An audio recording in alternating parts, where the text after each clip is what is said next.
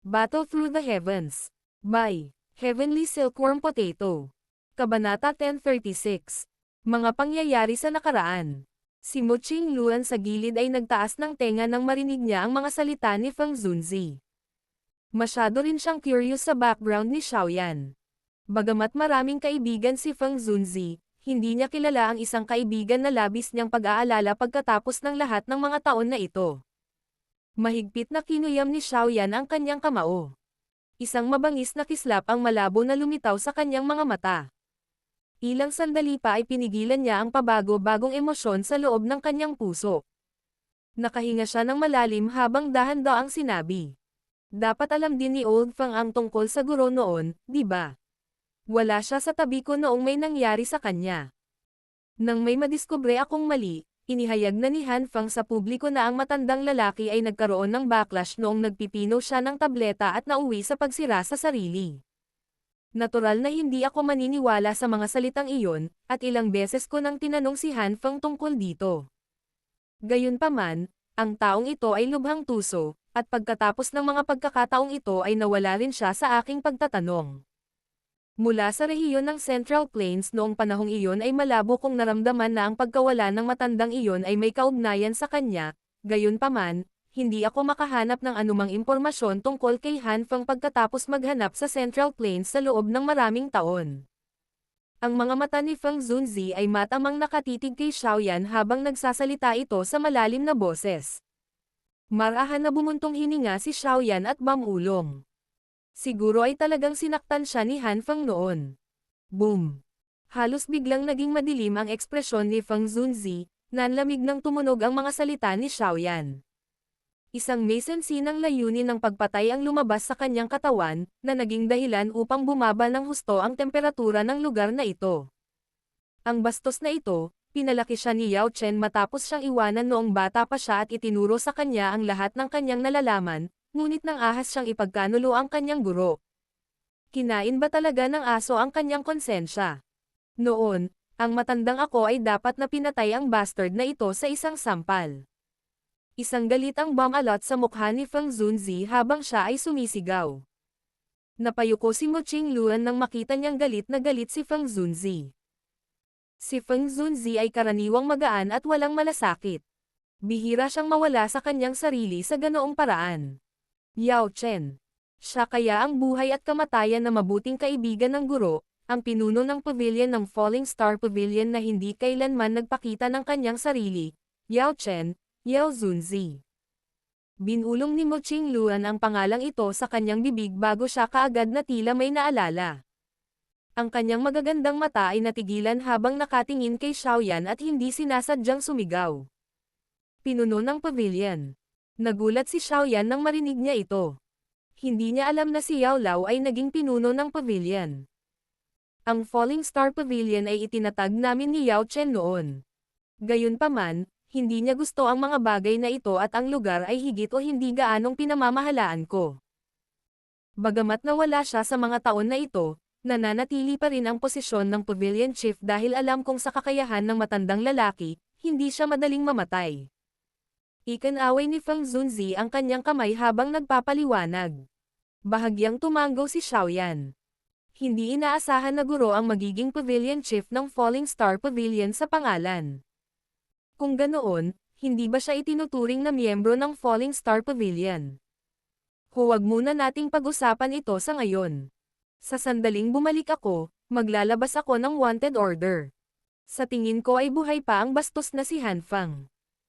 Kung mapunta siya sa aking mga kamay, tiyak na hahayaan ko siyang magdusa ng kapalaran kung saan hindi man lang siya makapagmakaawa na mamatay. Nagsalita si Feng Zunzi sa madilim na paraan. Tila lubos siyang ikinagalit ni Han Feng.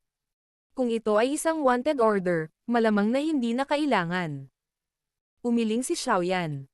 Pinitik niya ang kanyang daliri at may lumabas na bote ng jade mula sa kanyang storage ring. Pinahid ng kanyang daliri ang bibig ng bote habang nagmamadaling inilabas ang isang ilusyonaryong espiritual na katawan. Xiaoyan, ano ang kailangan mo para pakawalan mo ako? Ang kaluluwa ni Han Feng ay umuungal sa isang naguguluhan at nagngangalit na paraan pagkatapos makatakas sa bote. Gayunpaman, Hindi pa natatapos ang kanyang dagandong nang bigla itong tumigil. Isang takot na ekspresyon na mahirap itago ang bumungad sa kanyang mukha. Han Feng. Feng Zunzi habang nakatingin sa kaluluwa ni Han Feng na nasa harapan niya. Dalawang salita na naglalaman ng malalamig na layuning pagpatay ay dahan-daang lumabas sa pagitan ng kanyang mga ngipin. Feng Zunzi. Mapurol ang mga mata ni Han Feng habang nakatingin kay Feng Zunzi sa kanyang harapan.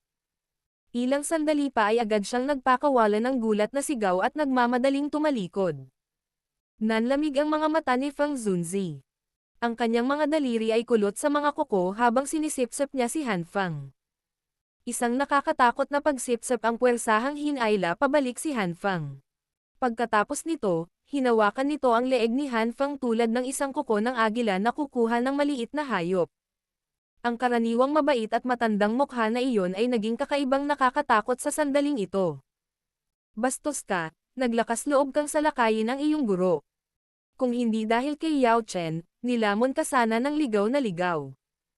Hayop, hindi ka karapat-dapat na maging baboy o aso.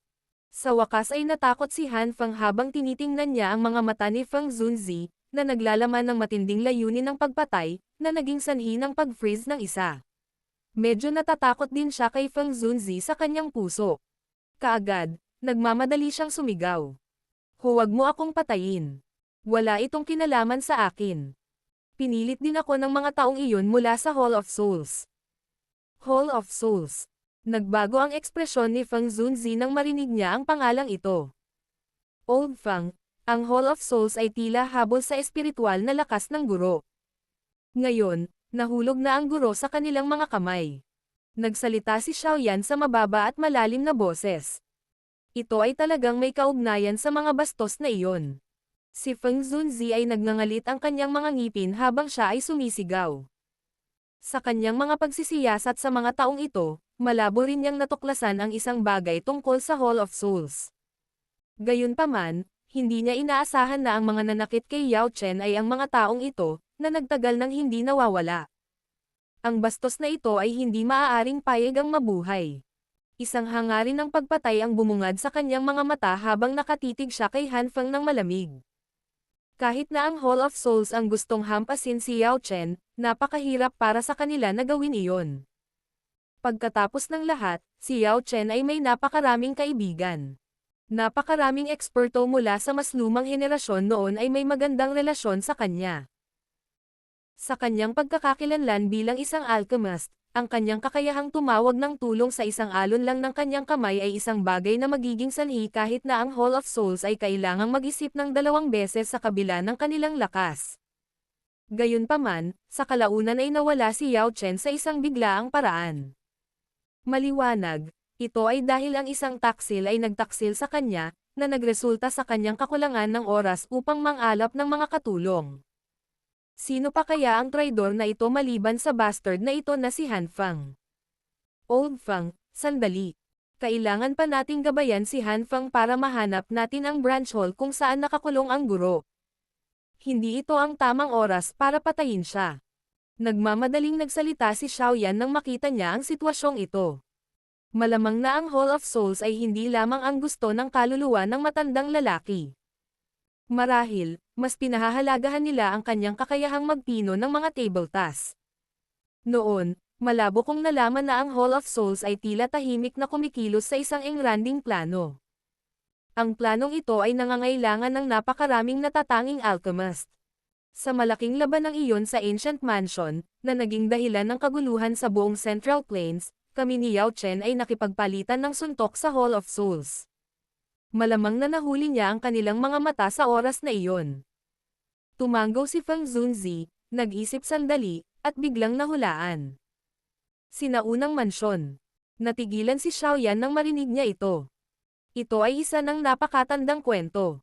Ang mansyon na iyon ay ipinasa mula noong sinaunang panahon. Noon, ito ay umaakit ng higit sa kalahati ng mga eksperto ng Central Plains na nasa klase ng Daozang pataas. Gayunpaman, ang mga kayamanan sa loob ay talagang nakakagulat. Ang chi method na iyong ginagawa ngayon ay nakuha ni Yao Chen mula sa lugar na iyon noon. Napabuntong hininga si Feng Zunje. Muling nagulat si Xiaoyan. Hindi niya sinasadyang nakahinga ng malumanay. Ang flame mantra ay talagang isang bagay na nakuha mula sa ancient mansion na iyon. Nasaan ang matandang iyon na nakakulong ngayon? Napatingin si Feng Zunzi kay Han Feng bago humiling. Ang kanlurang rehiyon ng Central Plains Underworld City. May branch hall ng Hall of Souls doon. Yao. Si Yao Chen ay nakakulong doon. Nag-alinlangan sandali si Han Feng bago nagsalita. Underworld City ha? Hindi inaasahan na mayroong branch hall ng Hall of Souls doon. Kumunat ang noo ni Feng Zunzi at muling nagtanong. Ilang honorable elder ang naroon sa sangay na iyon? Isa. Tahimik na kumikislap ang mga mata ni Han Feng habang siya ay mahinang sumagot. Talaga bang iniisip mo na ang kagalang-galang na ito ay walang anumang pag-unawa sa Hall of Souls? Malamig na tumawa si Feng Zunje nang marinig niya ito. Ang isang sangay ng Hall of Souls ay magkakaroon man lang ng pinuno at kinatawan kahit gaano pa ito kababa. Nasaan pa sila ng honorable elder? At saka, ang lugar na iyon ay isa kung saan nakakulong ang isang taong kasing halaga ni Yao Chen. Isang marangal na elder. Mukhang hindi pa maaalis ang iyong masasamang pag-iisip. Bahagyang nanginig ang katawan ni Han Feng nang marinig niya ang mga salita ni Feng Zunzi. Ang ekspresyon ni Xiaoyan sa gilid ay unti-unting naging madilim at solemna. Damat. Muntik na siyang gayain ng bastos na ito. Dalawang marangal na matatanda.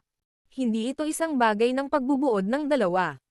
Ang isang lineup na binubuo ng dalawang eksperto sa klase ng Daozun ay magkakaroon ng kakayahang maghugas ng dugo ng ilang nangungunang pangkat na pangkat sa Central Plains. Kung hindi niya natagpuan si Feng Zunzi at nauwi sa walang kwentang mga tao sa Underworld City, malamang na nahulog siya sa kanilang mga kamay. Itago mo siya. Baka maging kapaki-pakinabang siya sa hinaharap. Madilim ang mga mata ni Feng Zunzi habang sinusulyapan niya si Han Feng, na hindi sinasadyang nanginginig. Gayunpaman, tumawa lang siya at inihagis si Han Feng kay Xiaoyan. Tinanggo ni Xiaoyan ang kanyang ulo na may malamig na ngiti pagkatapos matanggap ang kaluluwa ni Han Feng. Ibinalik niya ito sa bote ng jade. Sa isang random na pagpitik ng kanyang daliri, isang tipak ng di nakikitang apoy ang sumugod, at isang matalim na kahabag-habag na sigaw ang muling tumunog. Pinunasan ng daliri ni Xiaoyan ang bibig ng bote at ibinukod ang malungkot na sigaw. Pagkatapos nito, ibinalik niya ito sa kanyang storage ring. Maghihintay siya at titingnan kung makakaligtas ang taong ito na masunog ng Fallen Heart Flame. Kapag nakikitungo sa gayong hamak, hindi niya hahayaang mamatay silang matiwasay. Old Feng, ano ang dapat nating gawin ngayon? Nag-alinlangan sandali si Xiaoyan at nagtanong. Hindi tayo maaaring maging walang ingat sa pagharap sa bagay na ito, at hindi natin maaaring hayaang malik ang anumang impormasyon. Kung hindi, kapag nailipat na ng Hall of Souls si Yao Chen, mas magiging mahirap para sa atin na mahanap siya. Dapat kang maghintay ng tahimik ng ilang oras. Magpapadala ako ng isang tao na magtungo sa Underworld City upang mag-imbestiga. Kung magde-delay tayo ng napakatagal. Medyo nag-aalalang wika ni Xiaoyan. Relax, walang masyadong tao na nagtataglay ng peel refining skills na may kukumpara kay Yao Chen sa Central Plains. Hindi siya madaling saktan ng Hall of Souls. Nagsalita si Feng Zunzi sa mahinahong paraan. Saglit na nag-alinlangan si Xiaoyan matapos itong marinig ngunit tumanggo lamang siya. Masyadong makapangyarihan ang Hall of Souls. Talagang hindi nila kayang alertuhan sila. Babalik muna ako sa Falling Star Pavilion. Pagkatapos nito, magsisimula akong mag-imbestiga sa Hall of Souls. Ano naman sayo? Tumingin ang mga mata ni Feng Zunzi kay Xiaoyan habang nagtatanong. Nag-isip sandali si Xiaoyan bago sinabing. Nais kong magtungo sa gitnang rehiyon ng Central Plains. May isang taon pa o higit pa bago ang Peel Gathering ng Peel Tower. Gusto kong lumahok. Ang Peel Gathering. Ha? Nagulat si Feng Zunzi nang marinig niya ito. Agad siyang ngumiti at sinabing. Hindi rin ito masama. Noon, ang matandang lalaking iyon na si Yao Chen ay nakakuha ng isang kampyon na pwesto sa Peel Gathering na iyon. Talagang maluwalhati siya. Bilang kanyang disipulo, natural na hindi mo dapat bawasan ang kanyang reputasyon. Higit pa rito. Ayon sa aking nalalaman, Ang nangungunang 10 sa Peel Gathering na ito ay lumilitaw na makakakuha ng karapatang supulan ang 3,000 Burning Flames. Marahil ito ay nagtataglay ng nakamamatay na atraksyon sa iyo. Battle Through the Heavens. Kabanata 1037. Pagtungo sa Peel Region. Hindi na nagsalita pa si Feng Zunjie matapos makitang nakapagdesisyon na si Xiaoyan. Saglit siyang nag-isip bago kumuha ng lumang piraso ng jade mula sa kanyang storage ring. Pagkatapos nito, iniabot niya ito kay Xiaoyan at sinabing, "Kunin mo ang Star Jade na ito. Sa hinaharap, makakaasa ako sa bagay na ito para mahanap ka. At saka, kung makatagpo ka ng anumang problema na hindi mo malulutas, maaari mong basagin ito." Madarama ko ito.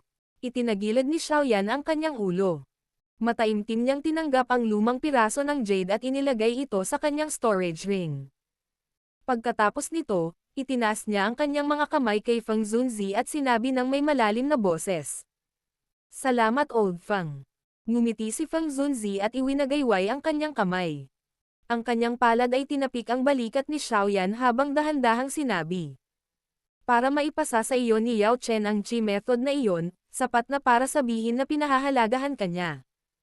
Noon, ang hamak na Han Feng na iyon ay nagnanais ng Chi method na ito, ngunit hindi ito ibinigay ni Yao Chen sa kanya. Tahimik na tumanggaw si Xiaoyan. Si Yao Lao ay gumugol ng napakalaking pagsisikap sa kanya, isang bagay na natural na alam ni Xiaoyan. Kaya naman, tinatrato ng kanyang puso si Yao Lao tulad ng kanyang ama. Sa mga taong ito, siya ay personal na naglagay ng 1 toneladang pagsisikap upang makakuha ng lakas upang iligtas si Yao Lao. Ang paglalakbay ni Xiaoyan sa pagsasanay ay isang malungkot at malupit, ngunit siya ay nagngangalit ang kanyang mga ngipin at nagtiis. Para makalakad siya sa puntong ito mula sa pagiging basura ng kanyang angkan noon, ang hirap at pagsisikap na kanyang kinakaharap ay natural na mahirap ikumpara ng iba. Ang mga taong tulad ni na Feng Qing'er at Tang Ying ay maaaring may napakahusay na talento, ngunit mayroon din silang suporta ng isang mahusay na pangkat sa likod nila.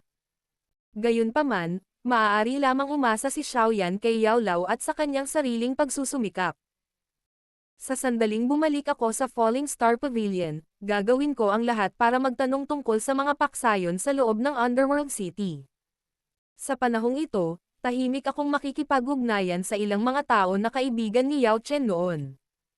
Kung magagawa ko silang tipunin, hindi magiging mahirap ang pag-agaw kay Yao Chen pabalik. Nagsalita si Feng Zunzi. Bagamat medyo malakas ang lakas ng Falling Star Pavilion, medyo malaki pa rin ang agwat kung ikukumpara sa isang mahusay na nilalang tulad ng Hall of Souls. Bukod dito, ang Hall of Souls ay misteryoso at hindi maarap. Walang nakakaalam ng eksaktong lakas nito. Kung hindi handa ang isa, malamang na hindi lamang mabibigo ang isa na iligtas si Yao Chen kundi mawawala rin ang buong Falling Star Pavilion sa proseso. Tumanggaw si Xiaoyan. Malinaw na naiintindihan ng kanyang puso kung gaano nakakatakot ang Hall of Souls. Natural, alam niyang hindi siya maaaring maging reckless pagdating sa mga ganitong bagay. Kung gumawa sila ng maling hakbang, malamang na mawawala sa kanila ang lahat sa proseso. Sige, napipilitan tayo ng oras at hindi na ako magtatagal pa. Tandaan, dapat kang maging mas maingat kapag nag-iisa ka sa hinaharap. Ayon sa aking hula, malamang na hindi ibibigay ni Feng Qing'er ang Ancient Phoenix Essence Blood na ito ng ganoon kadali. Dapat mong bigyan ng kaunting pansin. Pagkatapos ng lahat, ang tribo ng Heaven Demon Phoenix ay hindi puno ng ilang magagandang karakter. Kung makatagpo ka ng anumang problema na hindi mo malutas, dapat mong basagin ang Star Jade. Sabi ni Feng Zunzi. Itinagilid ni Xiaoyan ang kanyang ulo bilang pagkilala. Pagkatapos nito, itinaas niya ang kanyang mga kamay kay Feng Zunzi. Itinaas niya ang kanyang baba kay Lin Yan sa gilid. Gumalaw ang kanilang mga katawan, at tumalon sila mula sa likuran ng napakalaking agila at mabilis na bumagsak sa lupa. Napabuntong hininga si Feng Zunzi habang nakatingin kay Xiaoyan at si Lin Yan ay bumagsak sa kalangitan. Ang kanyang tingin ay nakalok sa kanlurang rehiyon ng Central Plains habang siya ay bumubulong. Matanda, sa wakas ay nakatanggap na ako ng balita tungkol sa iyo. Magtiwala ka na talagang ililigtas kita sa pagkakataong ito. Feng Zunzi iwinagayway ang kanyang manggas pagkatapos tumunog ang kanyang mga salita. Lumakas ang mabangis na hangin at ang napakalaking agila ay naglabas ng malakas at malinaw na sigaw. Ikinumpas nito ang napakalaking pakpak nito, naging mabangis na unos, at mabilis na naglaho sa abot tanaw. Nagmamadaling bumaba sina Xiaoyan at Lin Yan sa tuktok ng isang bundok, dumaong sa tuktok ng isang puno. Itinaas nila ang kanilang mga ulo at tumingin sa grupo ni Feng Zunzi na nawala. Dahan-daang kinuyam ni Xiaoyan ang kanyang kamao. Sa wakas ay natagpuan na niya si Feng Zunzi. Sa hinaharap, hindi na niya kailangang umasa sa kanyang sarili. Sa kasalukuyang lakas ni Xiaoyan, nagawa na niyang lutisin ang demon poison spot sa loob ng kanyang katawan mismo. Bagamat hindi niya ito lubos na mapino sa isang pagtatangka, hindi na niya kailangang gawin ito sa ganitong paraan. Ang Daoqi na nasa loob ng demon poison spot ay masyadong malakas. Ang pagkonsumo nito ng isang beses ay hindi magiging kapaki-pakinabang sa kanya. Ang hakbang-hakbang na pagpipino ay mas angkop. Xiaoyan, saan mo balak pumunta? Unti-unting binawi ni Lin Yan ang kanyang tingin, lumingon kay Xiaoyan, at nakangiting nagtanong. Saan matatagpuan ang Peel Tower? Tuyong umubo si Xiaoyan. Inilibot ng kanyang mga mata ang buong paligid habang medyo nahihiya itong nagtanong. Alam niya na ang Peel Tower ay nasa gitna ng Central Plains, ngunit hindi niya alam ang eksaktong lokasyon nito. Inikat ni Lin Yan ang kanyang mga mata nang marinig niya ito. Ang pangalan ng Peel Tower ay isang bagay na alam ng lahat sa Central Plains. Hindi inaasahan na talagang nagtanong si Xiaoyan ng ganoong tanong. Ang lokasyon kung saan matatagpuan ang Peel Tower ay tinatawag na Peel City. Ang lugar na iyon ay may pinakamataas na konsentrasyon ng mga alchemist sa buong kontinente.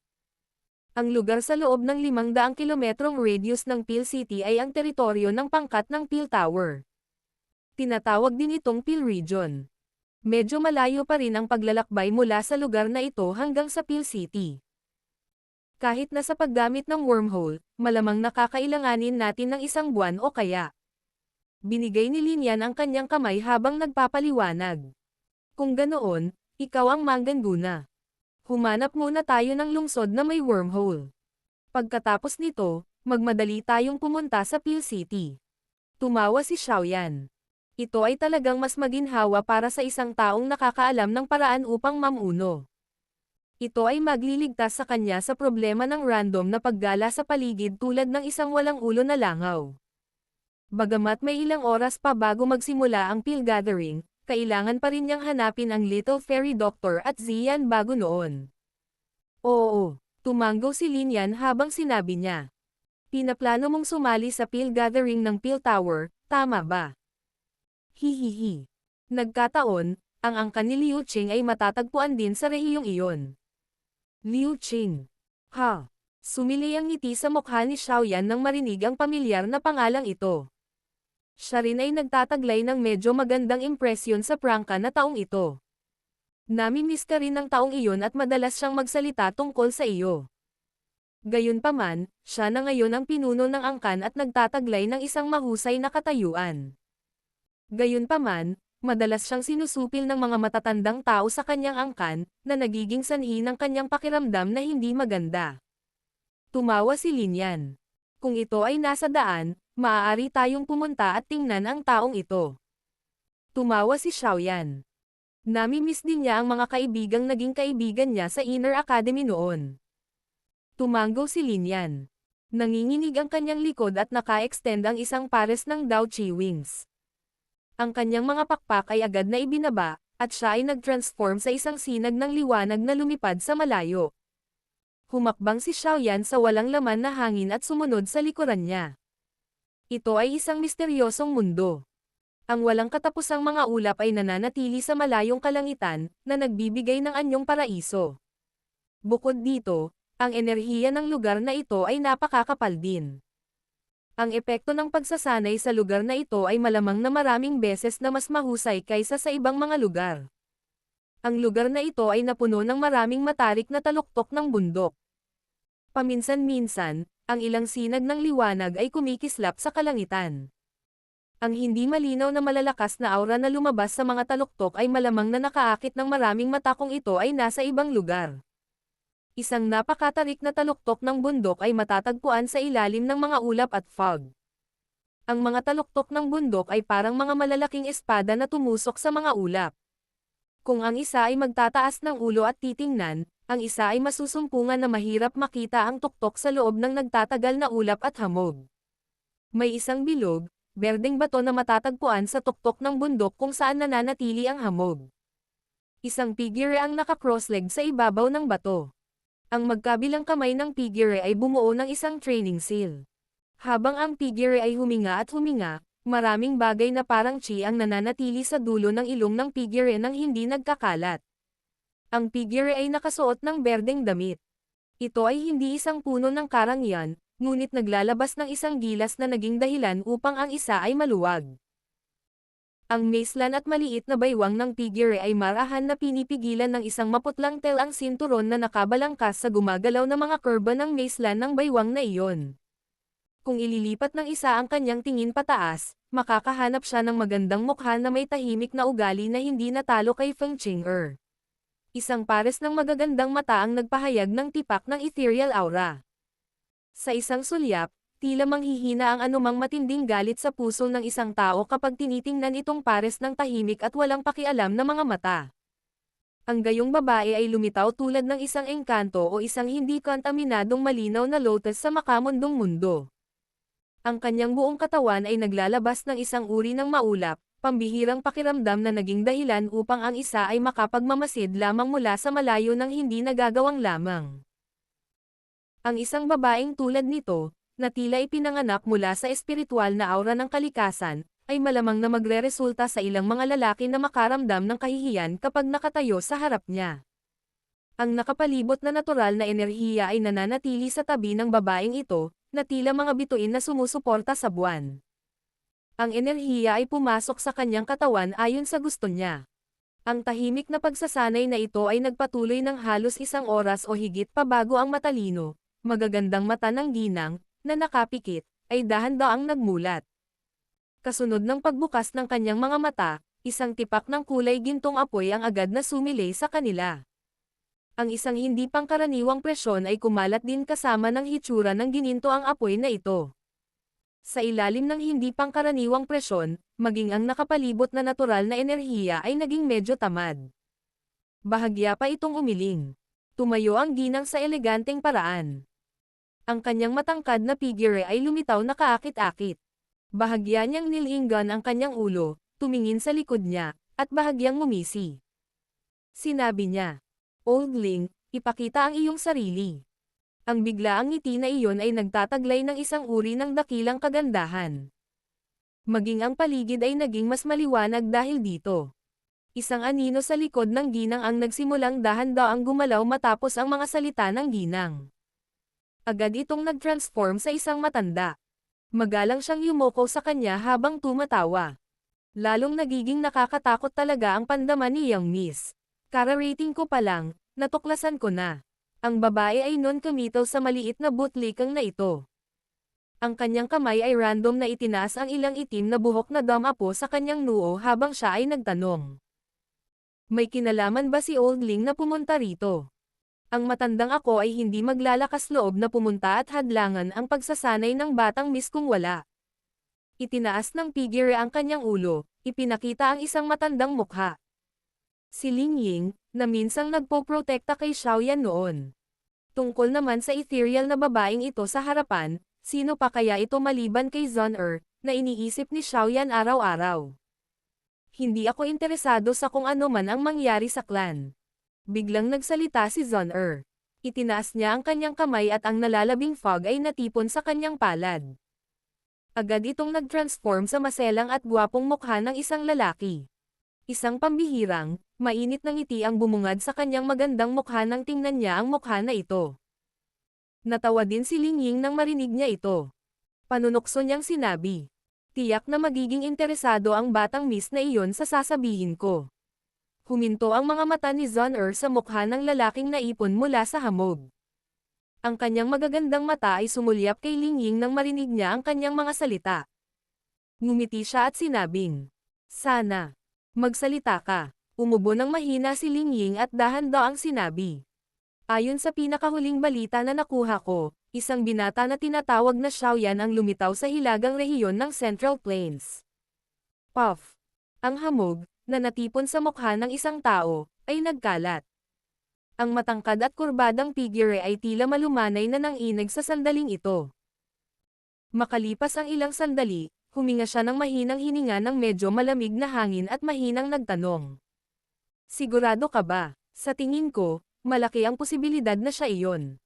Nakangiting sagot ni Ling Ying. Biglang lumingon ang ginang. Ang kanyang eleganteng magandang hitsura ay kasalukuyang naglalaman ng isang pambihirang kagalakan. Bumaba siya mula sa tuktok ng bundok. Ang kanyang mga yapak ay determinado at walang kaunting pag-aalinlangan. Mag-utos na aalis ako sa Gu-realm. Battle Through the Heavens. Kabanata 1038. Pagsasanay sa Flame Creation Skill. Dalawang sinag ng liwanag ang bumungad sa malayong kalangitan. Ang hangin na nilikha mula sa mabilis na bilis ay patuloy na sumipol sa hangin. Nasa boundary na tayo ngayon ng Northern Region. Gayunpaman, kung aasa lang tayo sa sarili nating paglipad, malamang nakakailanganin natin ng 2 hanggang 3 buwan para makarating sa Peel Region. Gayunpaman, maswerte tayo. May isang lungsod na tinatawag na Sky Maple City na hindi kalayuan sa lugar na ito. Nagkataon lang na may wormhole na humahantong sa gitna ng Central Plains doon, makakapagligtas tayo ng kalahating oras doon. Si Lin Yan, na nangunguna sa harapan, ay biglang lumingon at kinausap si Xiaoyan. Dalawang sinag ng liwanag ang sumilay sa kalangitan. Tumanggo si Xiaoyan nang marinig ito. Ang gusto lang niya ay makarating sa Peel Region sa lalong madaling panahon. Kung tatantyahin niya ang oras, kalahating taon na siyang nahiwalay sa grupo ng Little Fairy Doctor. Iniisip niya kung paano na sila. Gayunpaman, dapat mong itago ang iyong hitsura hanggat maaari. Pagkatapos ng usapin sa Lightning Mountain, ang iyong kasalukuyang reputasyon ay hindi mas mababa kaysa sa Feng Qing'er. At saka, nasa iyong katawan ang tinatawag na Ancient Phoenix Essence Blood. Natatakot ako na si Feng Qing'er ay hindi susuko. Tahimik na hahanapin ka niya. Mas mabuti para sa iyo na takpan ang iyong hitsura. Paalala ni Lin Yan. Natural na hindi tinanggihan ni Xiaoyan ang mungkahi ni Lin Yan. Binanggit din ni Feng Zunzi na dapat niyang subukang iwasan ang salungatan sa tribo ng Heaven Demon Phoenix sa sandaling ito. Ang mga taong iyon ay hindi ordinaryong individual. Kung ang kanilang relasyon ay masira, sila ay magiging lubhang mahirap pakitunguhan. Ito ay lalo na ang kaso sa precondition na kailangan din nilang harapin ang Hall of Souls. Kinuha ni Xiaoyan ang parang balat na bagay mula sa kanyang storage ring at inilagay ito sa kanyang mukha. Ang bagay na ito ay maaaring walang silbi laban sa isang matalas na mata na dalubhasa, ngunit ito ay isang lubhang maginhawang paraan upang itago ang hitsura ng isang tao. Ngumiti at tumango si Lin Yan nang makita niyang muling nag-transform si Xiaoyan sa ordinaryong hitsura na nakita ni Lin Yan noong sila ay muling nagkita. Pagkatapos nun ay lumingon siya at tumingin sa harapan niya. Ang malabong balangkas ng isang napakalaking lungsod ay lumitaw sa gilid ng kanilang paningin. Tara na, darating na tayo. Bilisan mo. Ikinaway ni Lin Yan ang kanyang kamay. Pagkatapos nito, bigla niyang pinabilis ang kanyang bilis at sumugod patungo sa malayong lungsod. Sumunod si Xiaoyan malapit sa kanya. Gaya nga ng kasabihan, ang isang kabayo ay mamamatay sa pagtakbo kung ang isa ay sumunod sa tanawin ng isang bundok at tumakbo. Bagamat malabo nilang nakikita ang balangkas ng lungsod, kailangan pa ring lumipad ni Lin Yan ng halos 20 minuto o higit pa sa kanyang bilis bago unti-unting lumitaw ang napakalaking lungsod sa harap ng kanilang mga mata. Ang dalawa ay bumaba mula sa langit at matagumpay na nakapasok sa lungsod na ito na tinatawag na Sky Maple City. Hindi nagmadali si Xiaoyan patungo sa wormhole pagkatapos makapasok sa lungsod. Sa halip, pumunta siya sa pinakamalaking auction house sa lungsod. Pagkatapos nito, gumastos siya ng malaking halaga at bumili ng 3 uri ng apoy ng hayop. Ang mga ganitong uri ng apoy ng hayop ay karaniwang nakukuha mula sa mga katawan ng mga magical beast. Ang kanilang lakas ay hindi itinuturing na dakila. Nabigo pa nga ang ilan kung ikukumpara sa isang apoy na pinagsama-sama mula sa Daochi. Siyempre, dapat ding tingnan ang antas ng magical beast. Ang mga apoy ng hayop na iyon sa loob ng nakakatakot na malakas na magical beast ay natural na medyo malakas. Ang isang halimbawa ay ang hindi pangkaraniwang itim na apoy ni Feng Qing'er.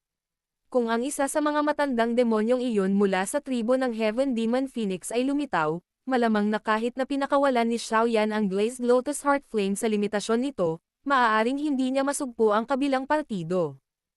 Ito ang puwang sa pagitan ng kanilang mga lakas. Nagulat din si Lin Yan na si Xiaoyan ay nangongolekta ng mga apoy ng hayop. Gayunpaman, nang makitang hindi nagbigay ng paliwanag si Xiaoyan, pinili niyang huwag magtanong. Pagkatapos lamang matipon ni Xiaoyan ang lahat ng mga bagay na kailangan niya, pinangunahan ni Lin Yan si Xiaoyan sa gitna ng Sky Maple City. Nakatayo si Xiaoyan sa maluwag na bukas na lupa sa gitna ng Sky Maple City. Tumingin siya sa 1,000 talampakang taas na dark black wormhole at hindi sinasadyang lumanghap ng malamig na hangin. Malamang na ang isang tao ay makakahanap lamang ng gayong kamangha-manghang bagay sa Central Plains. Ang wormhole ng Sky Maple City ay nilikha ng 2 elite na Daozun na magkasama.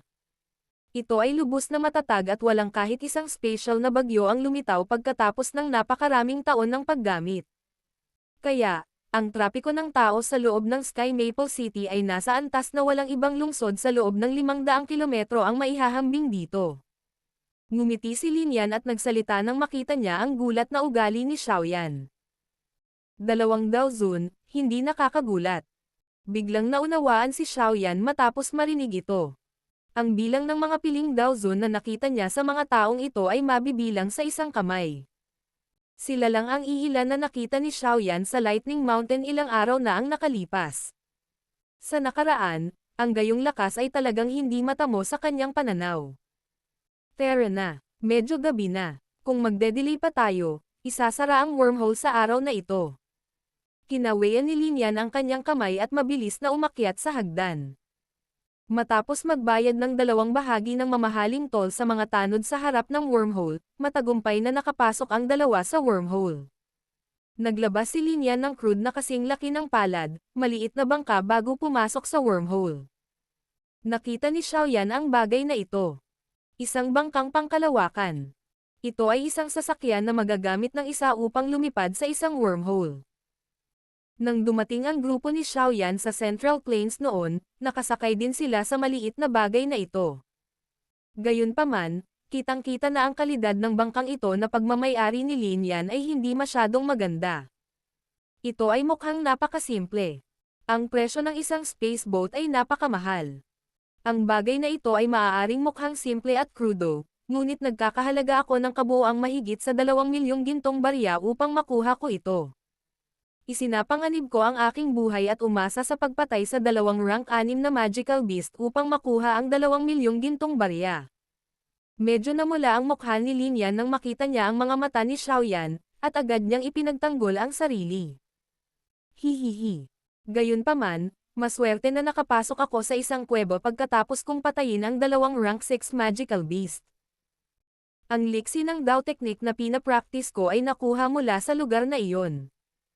Ito ay maaaring magmukhang pangit kapag ito ay ginagamit, ngunit ang agility skill na ito ay nasa D-class middle level. Medyo nabighani si Lin Yan nang magsalita siya hanggang sa huli. Ano ang tawag sa agility na Dao technique na ito?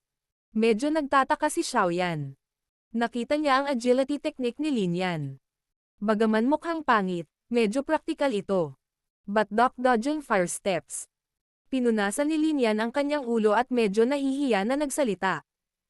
Ang pangalan ng agility na Dao technique na ito ay walang ornamental value, tulad ng paraan ng paggamit nito. Ito ay isang mahusay na agility na Dao technique. Sa agility na Dao technique na ito, malamang na kahit ilang 6 na bituin na Daowangs ay hindi makakapinsala sa iyo. Tumingin si Xiaoyan sa pila sa harap, tumango, at mahinang tumugon. Ang dodging fire steps na ito ay mayroon ding katugmang chi method na kilala bilang firebat method. Gayunpaman, ito ay nasa mababang antas lamang ng D-class. Hihi, Kaya kung abutin ang lakas na ito sa mga taong ito salamat sa firebat method na ito. Lumapit si Lin Yan kay Xiaoyan at buong pagmamalaki na tumawa. Natawa din si Xiaoyan nang marinig niya ito. Agad na nagpakawala ng mahinang buntong hininga ang kanyang puso. Sa kasalukuyan, ang flame mantra ay natigil sa mababang antas ng klase ng D.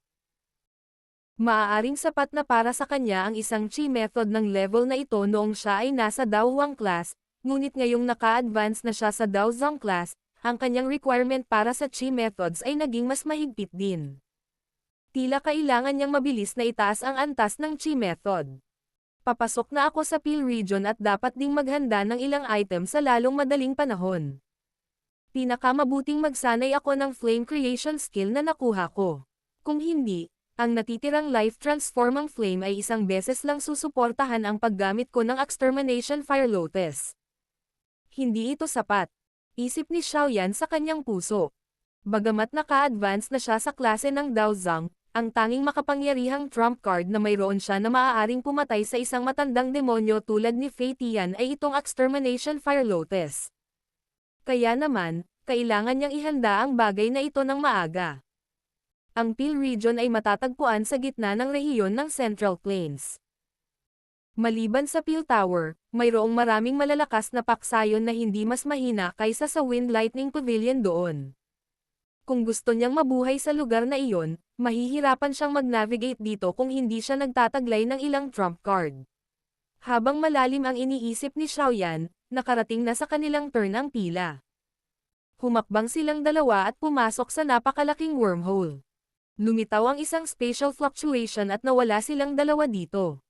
Ang loob ng dark black spatial tunnel ay may dalawang spatial wall na nilikha mula sa spatial strength sa magkabilang panig. Kung ang titig ng isang tao ay dadaan sa puting pilak na dingding, makikita ng isa ang walang katapusang kawalan ng laman. Ang ganitong uri ng kadiliman ay tila walang katapusan, na nagdudulot sa isang tao na makaramdam ng lamig sa loob ng kanyang puso. Nakaupo si Xiaoyan sa simple at magaspang na spaceboat na iyon habang si Lin Yan ay nakaupo sa harap. Kinokontrol niya ang spaceboat habang umuusad ito. Napakaraming iba't ibang laki ng mga bangka sa kalawakan sa paligid nila, na puno rin ng napakaraming tao. Sa napakaraming tao na naglalakbay, ang tahimik na lagusan ng kalawakan ay hindi na lumitaw na malungkot. Nagkaroon ng tawanan at mga ingay sa chat na paulit-ulit na ipinapadala mula sa kanilang paligid. Kailangan natin ng hindi bababa sa isang buwan para makadaan sa wormhole na ito. Magpahinga ka muna. Okay lang kung kontrolin ko ang bangkang ito. Lumingon si Lin Yan at nagsalita si Xiaoyan pagkatapos na makarating ang spaceboat sa tamang landas. Hindi tinanggihan ni Xiaoyan ang alok ni Lin Yan nang marinig niya ito. Ngumiti siya at tumango. Nagkataon, kailangan niya ng oras ngayong buwan para makapagsanay ng flame creation skill. Isang ideya ang dumaan sa isip ni Xiaoyan at isang pulang-pula na scroll ay agad na lumitaw. May init na hindi malinaw na ibinubuga mula rito. Ito ay natural na ang flame creation skill na nakuha ni Xiaoyan mula sa Demon Flame Valley noon. Ang lumang flame creation skill ay nangangailangan ng 3 tao na magsanay nito upang makabuo ng life-transforming flame. Gayunpaman, ang scroll na ito sa mga kamay ni Xiaoyan ay dumanas ng maraming pagbabago ng Old Ground Demon Ghost sa loob ng maraming taon. Hindi lamang ito nangangailangan ng 3 tao, ngunit ang life-transforming flame na nabuo ay hindi nauubusin ang puwersa ng buhay sa loob ng katawan ng isang tao. Ito ay mas mataas na grado kumpara sa orihinal na kasanayan. At least, kahit si Xiaoyan ay nagulat sa kakayahan ng Old Ground Demon Ghost. Ang pagpapabuti ng isang Dao technique ay hindi isang simpleng gawain. Dahan-daang binuksan ng kamay ni Xiaoyan ang scroll. Pumasok din dito ang kanyang spiritual strength. Maraming impormasyon ang agad na pumasok sa kanyang isipan. Ang impormasyong ito ay natural na ang tunay na paraan ng pagsasanay ng flame creation skill na ito. Habang nakapikit si Xiaoyan at pinag-aralan ang flame creation skill Dao technique, ang spaceboat ay mabilis na lumipad sa ilalim ng kontrol ni Lin Yan, lumilipad patungo sa napakalayo na dulo ng space tunnel. Ang labasan ay humantong sa gitna ng Central Plains, isang rehiyon na nagtataglay ng mas higit na atraksyon kaysa sa hilagang rehiyon. Battle through the heavens. Kabanata 1039. Pagpino ng Beast Flame. Maraming sinag ng mga ilaw ang kumislap sa maluwag na lagusan. Malabo pang ang nakikita ng isa ang balangkas ng ilang bangka. Si Lin Yan lamang ay sapat na upang hawakan ang usapin ng pagkontrol sa spaceboat. Kaya naman, hindi kinailangan ni Xiaoyan na ilihis ang anumang atensyon. Inilagay niya ang lahat ng kanyang focus sa flame creation skill. Kung matutunan niya ang flame creation skill na ito sa loob ng isang buwang paglalakbay sa space tunnel, ito ay magiging kapaki-pakinabang para kay Xiaoyan. Siyempre, ang flame creation skill na ito ay ang pinakamataas na antas ng Dao Technique ng Demon Flame Valley. Natural na mayroong isang bagay na hindi pangkaraniwan dito, at malamang na magiging mahirap kung nais ng isang tao na makabisado ito sa loob ng maikling panahon. Gayunpaman, malinaw na hindi ito nakahadlang kay Xiaoyan dahil nagpasya siyang magsanay nito. Ang atensyon ni Xiaoyan ay naging ganap na abala sa paraan ng pagsasanay na naitala sa scroll sa unang araw ng paglalakbay.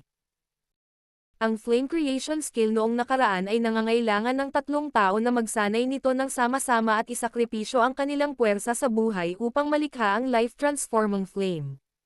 Gayunpaman, pagkatapos ng mga karagdagang pagpapahusay ng Old Ground Demon Ghost sa paglipas ng mga taon, ang kasalukuyang flame creation skill ay ganap na naiiba sa dati nitong anyo.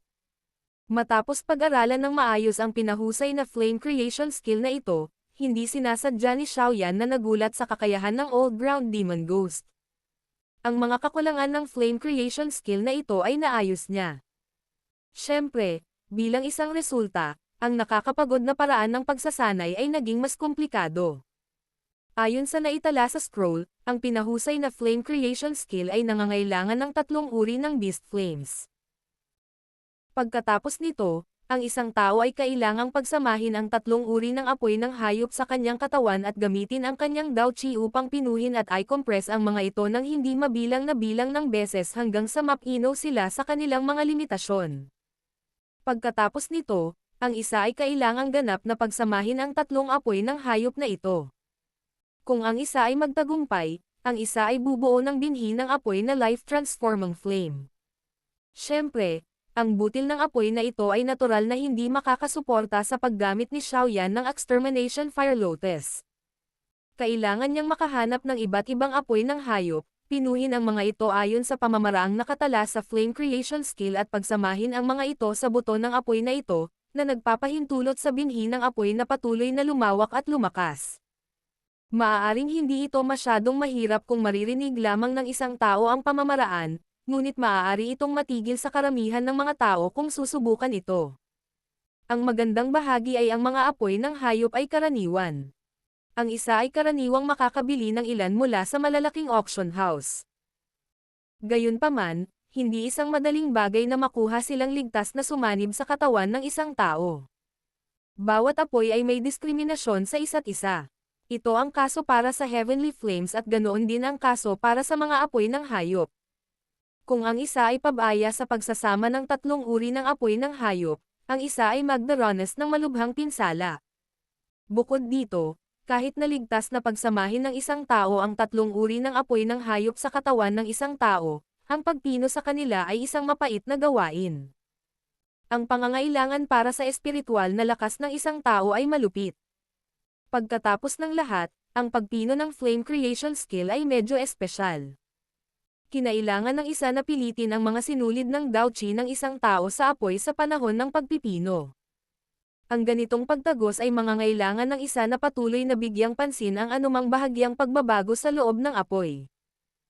Kung mahina ang espiritual na lakas ng isang tao, hindi posibleng gawin ang gawaing ito. Ang huling hakbang ng pagsasama-sama ng 3 apoy, sa sandaling sila ay pino, magkasama ay isa ring mapanganib na gawain.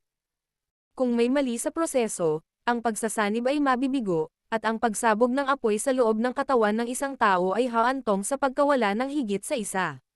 Dahil sa mga dahilan sa itaas, may sapat na katibayan upang patunayan na ang kahirapan ng pagsasanay sa flame creation skill na ito ay maraming beses na mas mahirap kaysa sa pagsasanay sa orihinal na bersyon nito.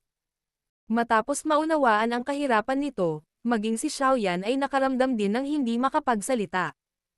Ang Old Demon Ground Ghost na iyon ay talagang karapat-dapat na maging isang pitong bituin na si Dao Zhang. Nagawa niyang pagbutihin ang flame creation skill gamit ang pamamaraang ito. Anuman ang sabihin ng isang tao, ang life-transforming flame, na ginagawa ng kasalukuyang flame creation skill, ay hindi na makakasakit sa puwersa ng buhay sa loob ng katawan ng isang tao. Kaya naman, ang flame creation skill ay tinalikuran ang masamang reputasyon nito sa pananakit sa sarili. Ang espiritual na lakas ni Xiaoyan ay dahan-dahang binawi sa scroll. Huminga siya ng mahabang hininga at nag-isip sandali. Kasabay ng pag-wave ng kanyang kamay, 3 bote ng jade ang lumitaw. Mayroong 3 kumpol ng mabangis na nagninangas na apoy sa loob ng bote ng jade. Sila ay asul, kayumanggi, at pula ang kulay. Ang 3 kumpol ng apoy na ito ay natural na ang 3 uri ng apoy ng hayop na nakuha ni Xiaoyan mula sa auction house. Ang 3 apoy ng hayop na ito ay nilalayong gamitin para sanayin ang flame creation skill. Ang unang hakbang ay pagsamahin ang 3 uri ng apoy ng hayop sa aking katawan. Napatingin ang mga mata ni Xiaoyan sa nagninangas na apoy sa loob ng mga bote ng jade. Sa isang pitik ng kanyang daliri, nabasag ang mga bote ng jade. Kaagad, ang 3 kumpol ng apoy ay pinakawalan. Sinulyapan ni Xiaoyan ang 3 kumpol ng nagninangas na apoy at nagpakawala ng malamig na tawa. Maaaring medyo natatakot ang ibang tao na pagsamahin sila sa kanilang mga katawan, ngunit ang kasalukuyang Xiaoyan ay maaaring tawaging isang espesyalista sa paglalaro ng apoy. May 3 uri ng heavenly flames sa loob ng kanyang katawan, at ang lakas ng mga beast flames na ito ay mas mababa kaysa sa heavenly flames. Ibinuka ni Xiaoyan ang kanyang bibig at isang puwersa ng pagsipsip ang lumabas. Sinipsip niya ang 3 apoy ng hayop sa kanyang bibig at nilamon iyon. Ang 3 uri ng apoy ng hayop ay kakapasok pa lamang sa katawan ni Xiaoyan ng ang glazed lotus heart flame ay tumama sa kanila, pinalibutan sila bago pa man sila makapagpalabas ng init. Ang heavenly flames ang nangunguna sa lahat ng apoy. Sa harap nito, ang mga apoy ng hayop na ito ay maliit na pritong lamang. Maging ang kanilang mabangis na pagtaas ng mga buto ng apoy ay naging mas tamad. Napangiti si Xiaoyan nang makita niya ito. Ang prosesong ito ay talagang napakasimple at hindi isang hamon sa kanya. Kahit na wala ang glazed lotus heart flame na nagpoprotekta sa loob ng kanyang katawan, sa kanyang katawan na ito na nakaranas ng pagpino ng maraming mga kayamanan ng kalikasan tulad ng Heaven Mountain Blood Pool at ang Ancient Phoenix Essence Blood, halos hindi siya masasaktan kahit na ang apoy ng hayop na ito ay sumabog.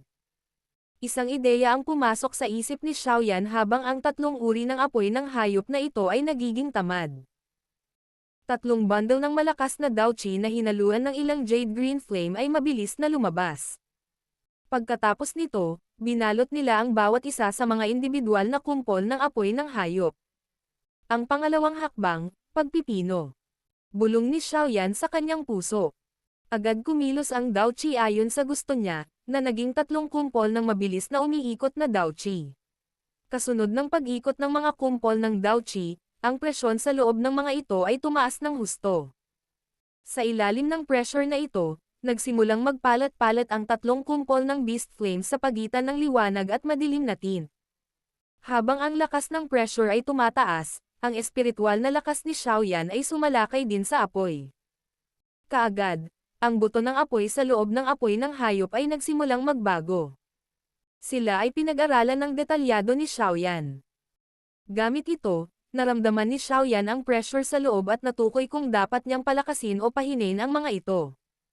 Sa kanyang kasalukuyang espiritual na lakas, ang pagsasagawa ng gawaing ito ay isang napakasimpleng bagay. Maayos ang pag-unlad ng lahat.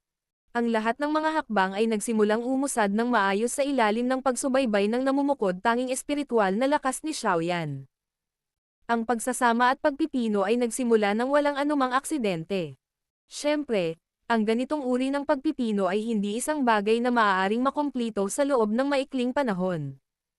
Nangangailangan ito ng mahabang panahon ng patuloy na pagpapabuti upang ganap na dalisayan ang 3 uri ng apoy ng hayop. Naunawaan ni Xiaoyan ang puntong ito. Sa makatuwid, ang lahat ng kanyang atensyon ay inilagay sa pagpipino na ito pagkatapos na pumasok sa kanyang estado ng pagsasanay. Siya ay may napakaraming espiritual na lakas, at hindi niya kailangang mag-alala tungkol sa pagkahapo. Ang oras sa loob ng space tunnel ay mabilis na lumipas habang si Xiaoyan ay sobrang abala sa pagpipino. Sa panahong ito, masasabi ni Lin Yan na nagsasanay si Xiaoyan, kaya hindi niya ito inistorbo. Pinayagan nito si Xiaoyan na gawin ang paglilinis ng apoy ng hayop nang walang anumang alalahanin. Isang araw pagkatapos ng isa pang dumaan sa monotonous wormhole na ito. Gayunpaman, nanatili si Xiaoyan sa kanyang estado ng pagsasanay. Hindi siya nagpakita ng anumang senyales ng paggising. Nang makita ito, hindi rin naglakas loob si Lin Yan na gambalain siya, natatakot na baka hindi niya sinasadyang magkaroon ng problema kay Xiaoyan. Lumipas ang oras at lumipas ang 20 araw sa isang kisap mata. Kinokontrol ni Lin Yan ang spaceboat sa loob ng 20 araw. Mapalad na siya ay kasalukuyang isang dalubhasa na si Dao Wang at na ang spaceboat ay hindi naubos ang malaking halaga ng Dao Qi. Kaya naman, nakapagtiis si Lin Yan. Sa kabilang banda, si Xiaoyan ay lumitaw na parang nagmumuni-muni na matandang monghe nitong 20 araw habang siya ay nakaupo sa loob ng cabin. Kung hindi maramdaman ni Lin Yan ang puwersa ng buhay sa loob ng katawan ni Xiaoyan, malamang na kahit siya ay maiisip na may nangyari kay Xiaoyan sa panahon ng kanyang pagsasanay. Itong lalaking ito. Kung ano lang ang pina-practice niya. Siya ay nanatili sa kanyang kondisyon sa pagsasanay sa mahabang panahon. Umupo si Lin Yan sa harapan ng bangka. Ang kanyang kamay ay nagbuhos ng isang alon ng Dao Qi sa spaceboat sa isang nakagawiyang paraan. Pagkatapos nito, tumingin siya kay Xiaoyan sa cabin, umiling ng walang magawa, at mamulong sa sarili. Habang si Lin Yan ay bumubulong sa sarili, bahagyang nanginig ang katawan ni Xiaoyan, na hindi gumagalaw kahit kaunti sa loob ng 20 araw. Unti-unting bumukas ang mga mata niyang nakapikit. Umangat ang saya ang mukha ni Lin Yan nang makita niyang biglang iminulat ni Xiaoyan ang kanyang mga mata. Pagkatapos nito, nakahinga siya ng maluwag, ngunit hindi nagsalita para matakpan si Xiaoyan. Si Xiaoyan, na nagmulat ng kanyang mga mata, ay nagpakawala ng mahabang hininga. Ang saya ay kumislap din sa kanyang mga mata. Ibinuka ang kanyang palad at tahimik na lumitaw ang 3 apoy na kasing laki ng hinlalaki. Pagkatapos nito, lumipad sila sa paligid ng kanyang daliri na parang mga espiritu. Ang mahinang init ay malabo na ibinubuga. Pagkatapos ng 20 araw ng walang sawang pagsasanay ni Xiaoyan, ang 3 uri ng apoy ng hayop ay walang alinlangan na maraming beses na mas malakas kaysa dati. Natapos ko na sa wakas ang pagpipino. Nakahinga ng maluwag si Xiaoyan sa loob ng kanyang puso habang pinag-aaralan niya itong 3 maliliit na apoy ng hayop. Kung hindi dahil sa kanyang namumukod-changing espiritual na lakas, malamang na hindi niya matitiis ang matagal na pagpipino na ito. Kung sinubukan ito ng ibang tao, malamang na ang isa ay mahihirapang linisin ang 3 apoy ng hayop na ito sa ganoong lawak ng walang kalahating taon. Pagkatapos ng lahat, hindi sila nagtataglay ng heavenly flame para sugpuin sila. Susunod, ang huling pagsasama-samang hakbang. Kung ako ay matagumpay na makakapag-merge at makabuo ng isang fire seed, matagumpay kong masasanay ang flame creation skill na ito. Hanggat nakahanap ako ng mas maraming beast flames na magpapakain nito sa hinaharap, ito ay lalago sa life-transforming flame, na kailangan para magamit ang extermination fire lotus. Mahinang bulong ni Xiaoyan sa sarili. Baka sa mukha niya ang pagiging solemn na habang nagsasalita. Pagkatapos ng lahat, ang huling pagsasama-samang hakbang na ito ay ang pinakamahirap at mapanganib na hakbang ng flame creation skill na ito. Battle Through the Heavens. Kabanata 1040. Fire Seed. Nakatutok ang mga mata ni Xiaoyan sa 3 apoy sa kanyang mga daliri. Ilang sandali pa, itinaas niya ang kanyang ulo at ngumiti ng paumanhin kay Lin Yan sa harapan ng bangka. Sabi niya, malamang na kailangan mong kontrolin ang spaceboat sa natitirang paglalakbay. Ang Dao skill na ito na pinag-insayo ko ay kulang pa sa huling hakbang. Ngumisi at tumangaw si Lin Yan nang marinig niya ito. Aniya, maliit na bagay lang ito. Mag-relax ka lang at magsanay hanggat walang mangyayaring hindi inaasahang pangyayari. Bukod pa rito, dapat may isa pang 10 araw bago matapos ang wormhole. Dapat gumising ka bago tayo umalis. May mga bukol kapag umaalis sa wormhole, at baka maabala kanila. Bahagyang ngumiti si Xiaoyan. Bumalik ang kanyang mga mata sa tatlong maliliit na apoy. Unti-unting naging solemn na ang kanyang ekspresyon. Ang kanyang tagumpay sa pagsasanay ng flame creation skill ay magpapasya kung maaari niyang ipagpatuloy ang paggamit ng extermination fire lotus na iyon sa kanya. Iyon ang killing move ni Xiaoyan. Malaking kawalan kung hindi na niya ito magagamit. Pagsamahin. Dahan-daang bumantong hininga si Xiaoyan at muli ay dahan-daang ipinikit ang kanyang mga mata. Ang tatlong tipak ng apoy ng hayop sa kanyang daliri ay naglabas ng soul na tunog at pumasok sa kanyang katawan. Bumaon ang isip ni Xiaoyan sa kanyang katawan. Tatlong maliliit na butil ng apoy ng hayop ang lumangoy sa lahat ng direksyon sa loob ng isang kumpol ng jade green na apoy. Gayunpaman, kapag dumating sila sa isang tiyak na distansya mula sa jade green na apoy, atras sila sa pagkabigla. Sa harap ng isang heavenly flame, isang ordinaryong apoy ng hayop ang kahawig ng mga paksang nakakita ng isang emperor. Makakaramdam sila ng labis na takot. Nakatuon ang isip ni Xiaoyan sa tatlong tipak ng apoy ng hayop na dinalisay niya pagkatapos ng 20 araw ng walang kapagurang pagsisikap. Ilang sandali pa, sa wakas ay nakapagdesisyon na siya. Isang utos ang lumabas sa kanyang puso. Kasunod ng paglabas ng utos na ito, isang hindi nakikitang lakas ang agad na lumabas at mahigpit na sinunggaban ang tatlong tipak ng apoy ng hayop. Pagkatapos nito, binangga niya sila sa marahas na paraan. Bang! Ang tatlong uri ng apoy ng hayop ay nagbanggaan at isang malaking puwersa ng pagtaboy ang agad na sumabog. Isang tatlong kulay na alon ng apoy ang kumalat. Gayunpaman, ang reaksyon ay dahan-daang pinigilan ng glazed lotus heart flame, na ganap na nakapalibot sa apoy ng hayop, nang ang alon ay nakipag-ugnayan dito. Si Xiaoyan ay walang pakialam na ang apoy ay sumabog.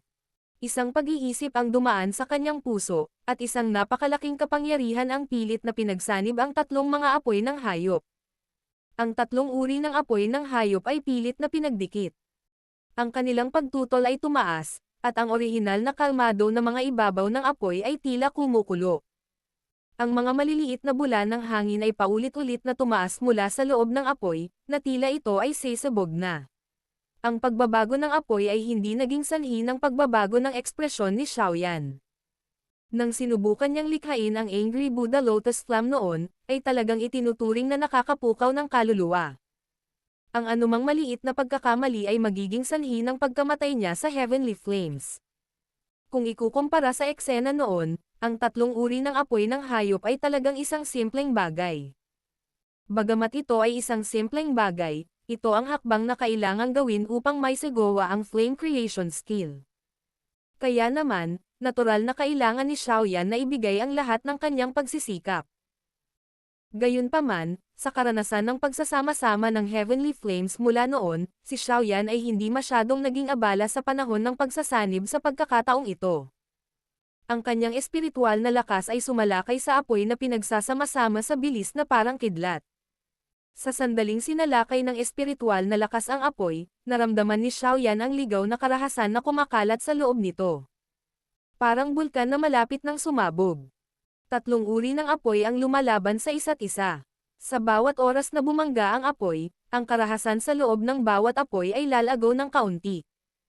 Kung magpapatuloy ito, maaga o huli, magkakaroon ng pagsabog. Ang puso ni Xiaoyan ay unti-unting naging solemn na nang maramdaman niya ang premonition ng isang bulkan na sumasabog sa loob ng apoy. Isang ideya ang pumasok sa kanyang isipan, at ang jade green na apoy, na nakapalibot, ay nabawasan ang laki. Kasunod ng pag-urong na ito, ang presyon sa loob ng jade green na apoy ay biglang tumaas. Kasunod ng mabilis na pagpapalawak ng presyon, ang ligaw na karahasan sa loob ng apoy ay lumago ng maraming beses. Sa isang sulyap, tila sisabog na ito. Gayunpaman, si Xiaoyan ay hindi nagpakita ng anumang indikasyon ng paghina ng kanyang pagkakahawak. Bang! Ang presyon ay naging kakilakilabot, at ang apoy, na pilit na pinagsasama, ay hindi na nakayanan. Lumitaw ang isang muffled sound nang bigla itong sumabog na parang sesabog na bulkan. Sa pagsabog ng apoy, isang malakas na ripple ng apoy ang kumalat sa lahat ng direksyon. Pagkatapos nito, bumangga ito sa nakapalibot na glazed lotus heart flame. Ang ligaw at marahas na puwersa ay naging sanhi ng pag-iba-iba ng glazed lotus heart flame. Ang ligaw, marahas na puwersa ay ganap na bumuhos laban sa glazed lotus heart flame. Gayunpaman, maswerte na si Xiaoyan ay handa na. Kaya naman, ang glazed lotus heart flame ay hindi nakakalat ng puwersa. Kung hindi, kahit nasa lakas ng katawan ni Xiaoyan, medyo maghihirap siya kapag nakatanggap siya ng ganoong suntok. Bagamat napigilan ang puwersa mula sa sumasabog na apoy, tila hindi naging matagumpay ang pagsasanib na ito. Ang tatlong tipak ng apoy sa loob ng jade green na apoy ay nagkalat. Tatlong napakaliit na buto ng apoy ang umaanod sa loob. Ang tatlong buto ng apoy ay napakaliit. Lumilitaw ang kanilang pagkutitap na paraan na tila sila ay mamamatay sa pamamagitan lamang ng paghinga malapit dito. Sa panahon ng pagsabog, ang tatlong mga apoy ay tila nawala ang ligaw na karahasan na nakatago sa loob ng mga ito. Lumipad sila na parang liwanag ng kandila. Nakahinga ng maluwag ang puso ni Xiaoyan habang tinitingnan ang tatlong butil ng mga panla ng apoy, na maaaring mapatay sa isang hininga lamang. Agad naman siyang nagpakawala ng mahinang tawa. Isang pag-iisip ang dumaan sa kanyang puso, at ang tatlong butil ng mga buto ng apoy ay lumipad bago makipag-ugnayan sa isa't isa. Ang pakikipag-ugnay sa pagkakataong ito ay hindi nagresulta sa matinding reaksyon tulad ng kanina.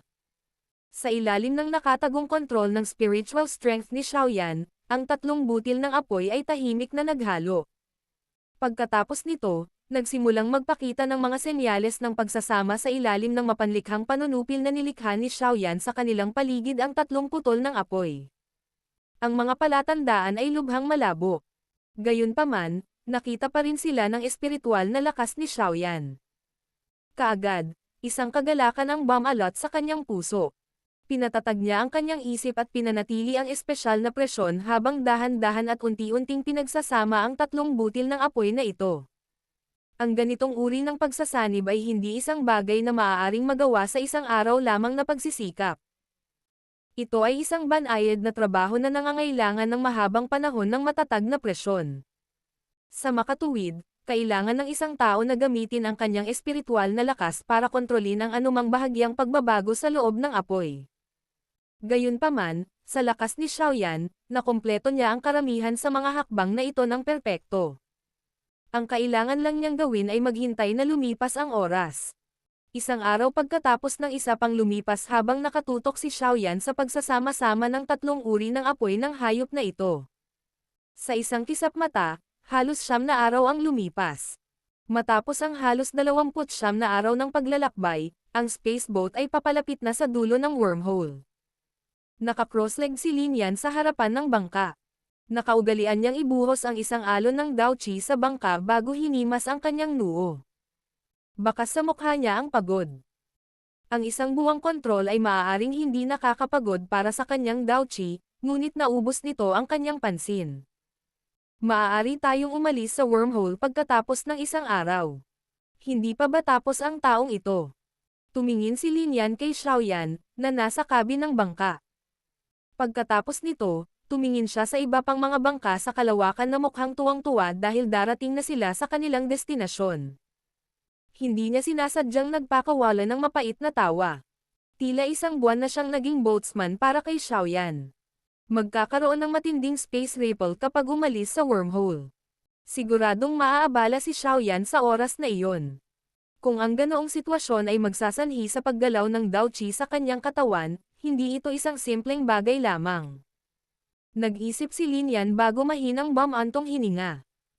Kalimutan mo na ito, kung hindi siya gising, mapipilitin ko lang siyang gisingin bago natin siya iwan. Nagmamadaling kinuha ni Lin Yan ang kanyang atensyon pagkatapos magdesisyon. Kinokontrol niya ang spaceboat at napanatili ang isang matatag na bilis. Ang bangka ay nagbago sa isang sinag ng liwanag na sumugod patungo sa dulo ng wormhole. Ang oras ng isang araw ay hindi itinuturing na mahaba. Sa panahong ito, hindi pa rin nagpakita ng anumang senyales ng paggising si Xiaoyan. Nagdulot ito sa mukha ni Lin Yan na hindi sinasadyang magpakita ng pagkabalisa. Malinaw niyang naramdaman ang spatial strength sa lugar na ito na nagiging mas siksik. Papalapit na sila sa labasan ng wormhole. Bahagyang itinaas ni Lin Yan ang kanyang mga mata. Malabo niyang nakikita ang isang kulay pilak, pabilog na liwanag na singsing. Lumingon si Lin Yan at tumingin kay Xiaoyan sa cabin. Sa wakas, nag-igting siya, tumayo, at humakbang patungo kay Xiaoyan. Ang kamay ni Lin Yan ay mabilis na umindayog patungo sa balikat ni Xiaoyan pagkatapos pumasok sa cabin. Gayunpaman, bago dumapo ang kanyang kamay sa balikat ni Xiaoyan, isang jade green na apoy ang lumabas sa katawan ni Xiaoyan sa parang kidlat na paraan, na pinaputukan si Lin Yan. Nagbago ang ekspresyon ni Lin Yan nang makita niya ito. Nararamdaman niya ang nakakatakot na enerhiya na nasa loob ng jade green na apoy. Minamaniobra niya ang kanyang katawan, at mabilis na ipinakita ang pangit na agility technique. Iniwasan niya ang jade green na apoy dito. Bago nakahinga ng maluwag si Lin Yan matapos makaiwas sa apoy, isang mainit na hangin ang biglang humampas mula sa kanyang likuran. Ibinaling niya ang kanyang ulo sa takot at nakita niya na ang isang jade green na apoy ay mabilis na lumaki sa kanyang mga mata. Kahit na sa tulong ng hindi pangkaraniwang kakayahan ni Lin Yan, mahihirapan siyang iwasan ito mula sa napakalapit na distansya. Kaya naman, natanaw na lamang niya ang apoy na dumadaloy patungo sa kanyang katawan. Tumigil ka. Sa kabutihang palad, isang mahinang sigaw ang biglang tumunog sa loob ng cabin ng ang jade green na apoy ay malapit nang bumangga sa katawan ni Lin Yan. Agad na huminto ang apoy sa sobrang masunurin na paraan. Gayunpaman, ang mainit nitong temperatura ay nagdulot ng matinding sakit na tumaas sa likod ni Lin Yan. Nagmamadali siyang tumabi dahil dito.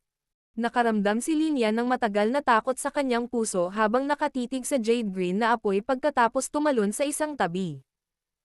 Noon lamang ibinaling ni Lin Yan ang kanyang mga mata kay Xiaoyan, na minsang nagmulat ng kanyang mga mata. Isang mapait na tawa ang pinakawalan niya. Sa wakas nagising ka na. Ngumiti si Xiaoyan at tumango kay Lin Yan. Iniabot niya ang kanyang kamay at hinayla ang jade green na apoy sa kanyang katawan. Pagkatapos nito, marahan niyang pinunasan ang kanyang mga daliri, at tahimik na bumangon ang isang buto ng puting buto na parang apoy na may tunog na chi. Ang maliit na butil ng isang maputlang puting kulay na apoy ay resulta ng matagumpay na pagsasanib ng tatlong uri ng apoy ng hayop. Ito rin ang binhi ng isang bagong henerasyon ng life-transforming flame. Sa hinaharap, kailangang umasa si Xiaoyan sa maliit na bagay na ito para magamit ang Extermination Fire Lotus. Ibinalik ni Xiaoyan ang puting-puting panla ng apoy sa kanyang katawan na may nasisiyahang mga mata. Saka lang siya tumayo at lumabas ng cabin.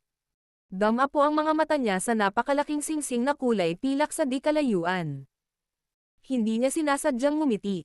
Peel Region, 3000 Burning Flame. Dumating na ako.